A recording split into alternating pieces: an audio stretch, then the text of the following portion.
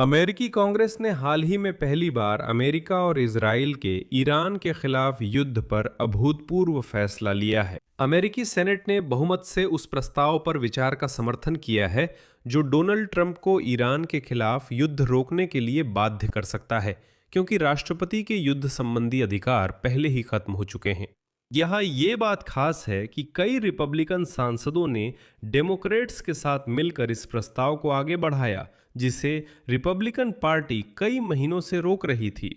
लेकिन इस प्रस्ताव के पीछे असल में क्या है और क्या ये सच में डोनाल्ड ट्रंप को मजबूर कर सकता है कि वे या तो युद्ध जारी रखने के लिए कांग्रेस से अनुमति लें या इस युद्ध को पूरी तरह से रोक दें? तो चलिए इस मुद्दे को मिलकर समझते हैं।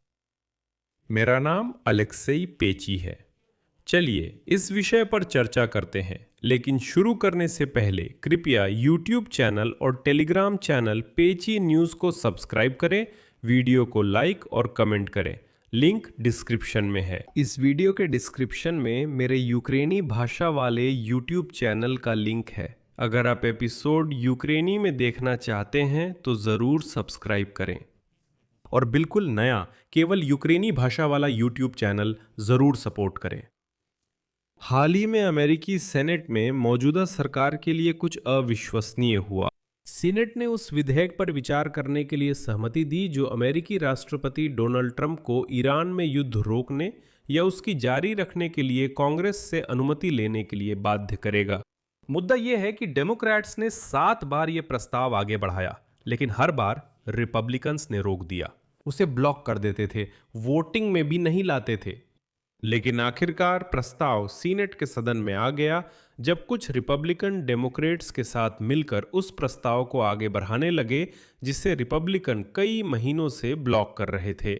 सेनेटर बिल कैसिडी, जो लुइसियाना से रिपब्लिकन हैं, हाल ही में प्राइमरी हार गए जब ट्रंप ने उनके खिलाफ हार सुनिश्चित करने का लक्ष्य बना लिया था। वे अपनी पार्टी के आखिरी सदस्य बन गए। उन्होंने अपना रुख बदलकर डेमोक्रेट्स का साथ दिया और राष्ट्रपति की सैन्य शक्तियों को सीमित करने की कोशिश की। बिल कैसिडी के मन में डोनाल्ड ट्रंप के लिए निजी नाराजगी है, क्योंकि असल में ट्रंप ने ही उनकी प्राइमरी में हार में अहम भूमिका निभाई और यह कुछ अन्य रिपब्लिकनों की गैरमौजूदगी के साथ मिलकर मतदान के दिन प्रस्ताव को आगे बढ़ाने के लिए काफी साबित हुआ।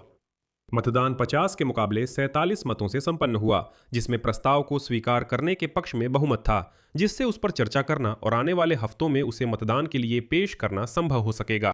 ये डेमोक्रेट्स और एक रिपब्लिकन की 8वीं कोशिश थी डोनाल्ड ट्रंप के युद्ध संबंधी अधिकारों को सीमित करने की, जब से उन्होंने सैन्य अभियान शुरू किया है जो अब तीसरे महीने में है और जिसे ज्यादातर अमेरिकियों के मुताबिक उन्हें इसे शुरू ही नहीं करना चाहिए था।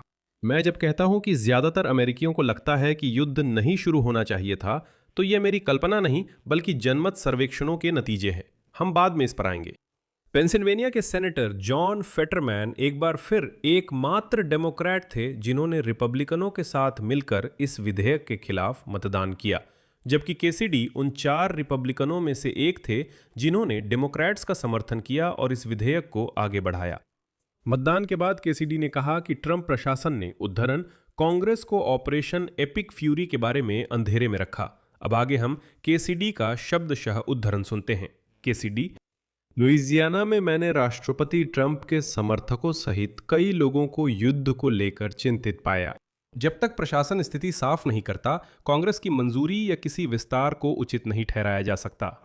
वैसे ट्रंप ने वैसे ही पहले ही फैसला कर लिया है। उन्होंने कैसिडी जैसे लोगों और उन लोगों को जो किसी वजह से ईरान के खिलाफ युद्ध से असंतुष्ट हैं, जल्दी से जवाब दे दिया है। डोनाल्ड ट्रंप ने कहा कि अमेरिकी लोग ईरान में युद्ध का समर्थन नहीं करते क्योंकि वे नहीं समझते कि ये युद्ध क्यों हो रहा है।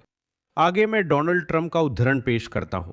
मुझे कहा जाता है कि युद्ध बहुत अलोकप्रिय है। मुझे लगता है ये युद्ध लोकप्रिय है क्योंकि हम ईरान को परमाणु हथियार रखने से रोकना चाहते हैं, जिससे वे लॉस एंजलिस को नष्ट कर सकते हैं। काश हम सबको समझा पाते, पर मेरे पास समझाने का समय नहीं है क्योंकि मैं युद्ध लड़ रहा हूं। मेरे लिए फर्क नहीं पड़ता युद्ध लोकप्रिय है या नहीं, अमेरिका को ये करना ही चाहिए। मैं बताना चाहूंगा कि पिछले हफ्ते राष्ट्रपति ट्रंप की ईरान पर कार्रवाई से रिपब्लिकन पार्टी का संदेह बढ़ गया। आंशिक रूप से इसलिए क्योंकि ट्रंप ने 60 दिनों के बाद सैन्य कार्रवाई जारी रखने के लिए कांग्रेस से अनुमति लेने की कानूनी समय सीमा की अनदेखी की। प्रतिनिधि सभा और सेनेट दोनों में ही सैन्य अधिकारों पर प्रस्ताव पारित करने की कोशिशें मामूली अंतर से खारिज कर दी गईं, हालांकि असंतोष बढ़ता जा रहा था। आखिरकार मंगलवार को अलास्का की सीनेटर लीजा मुर्कोव्स्की और मेन की स्यूजन कॉलिंस दोनों ने ट्रंप प्रशासन के इस दावे को खारिज कर दिया कि अमेरिका और ईरान के बीच नाजुक युद्ध विराम ने 60 दिनों की समय सीमा को बढ़ा दिया है। वे केंटकी के सेनेटर रैंड पॉल के साथ शामिल हो गए, जो विदेशी सैन्य हस्तक्षेप के खिलाफ थे, और डेमोक्रेट्स के साथ मिलकर बिल को सीनेट में विचार के लिए लाने के पक्ष में मतदान किया। लेकिन मैं तुरंत ये बता दूं कि अभी यह स्पष्ट नहीं है कि सीनेट कब सैन्य अधिकारों पर प्रस्ताव पर मतदान कर पाएगी, जो कि भले ही कांग्रेस के दोनों सदनों द्वारा पारित कर दी जाए, फिर भी राष्ट्रपति के लगभग निश्चित वीटो का सामना करेगी। 3 रिपब्लिकन सेनेटरों टॉमी ट्यूबरविल, टॉम टिलिस और जॉन कॉर्नीन की अनुपस्थिति में बहुमत इस प्रस्ताव को खारिज नहीं कर सका, जैसा कि युद्ध शुरू होने के बाद से पहले ही 7 बार हो चुका है। फिर भी रिपब्लिकन केसीडी द्वारा भाग न लेने के कारण प्रस्ताव का पारित होना ट्रंप के संघर्ष से जुड़े कदमों और इस मुद्दे पर कांग्रेस के साथ सहयोग न करने के प्रति रिपब्लिकनों के बढ़ते विरोध का एक और संकेत बन गया। डेमोक्रेट्स कई महीनों से ये दावा कर रहे थे कि ऐसे प्रस्ताव को पारित करने से ट्रंप को ये संकेत मिलेगा कि इस अभियान के बारे में जनमत बहुत ज्यादा खराब हो गया है। उम्मीद की जा रही थी कि प्रतिनिधि सभा आने वाले दिनों में इसी तरह के कानून विधेयक पर मतदान करेगी। पिछले हफ्ते इस सदन के विधायकों ने युद्ध संबंधी शक्तियों पर प्रस्ताव को मुश्किल से खारिज किया था, क्योंकि वोटों की संख्या बराबर थी। जब 2 रिपब्लिकन जो इस बात से निराश थे कि राष्ट्रपति ने 60 दिनों के बाद सैन्य कार्रवाई जारी रखने के लिए कांग्रेस से अनुमति लेने की कानूनी समय सीमा की अनदेखी की, तो वे बस डेमोक्रेट्स के पक्ष में चले गए ताकि विधेयक को आगे बढ़ाया जा सके। यानी रुझान ये है कि सेनेट और प्रतिनिधि सभा दोनों में धीरे धीरे ऐसे रिपब्लिकन सामने आ रहे हैं जो ईरान के खिलाफ युद्ध के मुद्दे पर डेमोक्रेट्स के पक्ष में आ रहे हैं। और यहां डोनाल्ड ट्रंप के लिए अमेरिकियों को यह समझाना और भी मुश्किल होता जा रहा है कि युद्ध जरूरी है।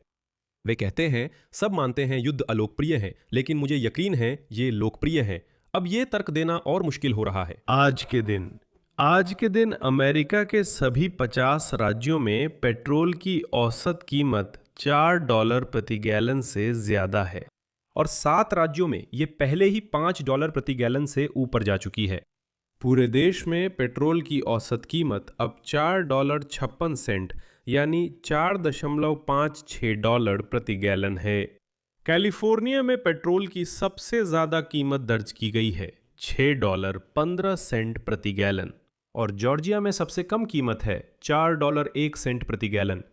यानी अब हर जगह कीमत $4 से ऊपर ही है। यहां एक चौंकाने वाला आंकड़ा समझना जरूरी है। अमेरिका के सभी राज्यों में पेट्रोल के 1 गैलन की औसत कीमत इस युद्ध की शुरुआत से अब तक 53 सेंट बढ़ चुकी है, और इसके संकेत हैं कि स्थिति और भी ज्यादा खराब हो सकती है। मैं यहीं विराम लेता हूं। अपनी राय नीचे कमेंट करें, चैनल सब्सक्राइब करें, बेल दबाएं और लाइक करें। अगर आप इस YouTube चैनल को सपोर्ट करना चाहते हैं तो वीडियो के डिस्क्रिप्शन में दिए लिंक से डोनेशन कर सकते हैं, या फिर अपनी स्क्रीन पर दिख रहे QR कोड के जरिए भी। और याद दिला दूं, मेरे यूक्रेनी भाषा वाले YouTube चैनल को भी सब्सक्राइब करें, उसका लिंक भी इस वीडियो के डिस्क्रिप्शन में है। बस इतना ही। अपना ख्याल रखें। सबको अलविदा।